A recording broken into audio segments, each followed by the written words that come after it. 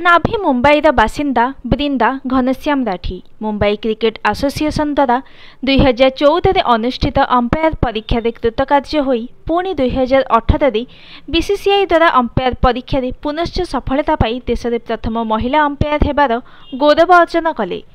पिलाटी बेलू खेल में रुचि रखुवा बृंदा 2023 डिसेम्बर में सी डीवाई पाटिल स्टाडियम रे प्रथम थर पर भारत इंग्लैंड विपक्ष महिला टेस्ट मैच रे अंपायर भाव छिड़ा हेले। यह पूर्व से अनेक थर जातीय तथा अंतर्जातीय मैच रे अंपायर भूमिका तुलाई थिले।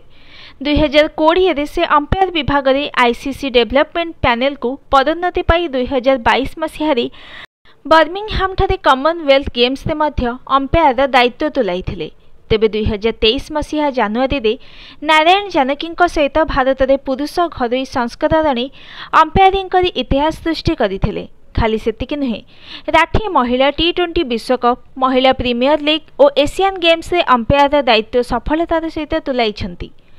35 वर्षीय बृंदा वर्तमान आईसीसी अंपायर्स पैनल ले जड़े सक्रिय सदस्य भाव कार्य करुछंती।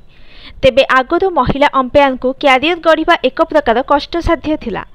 हेले तांको परिवार तांको पूर्ण सहयोग करिबारु से ए क्षेत्र रे सफल हेले बोली तांकर मत। कारण बृंदांक उपरे तांको परिवार सदस्यंकर गभीर विश्वास थिला, जहाद्वारा से एते बाट साहसर सहित अतिक्रम करि पारिले। एहा सहित सचिन तेंदुलकर प्रेरणा मध्य तांकु ए दिगरे सहायक हैला। गभीर आत्मविश्वास और कठिन परिश्रम माध्यम आशा सफल हेबो बोली बृंदांकर मत।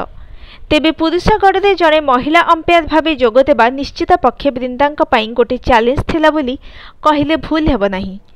Bureau report news today.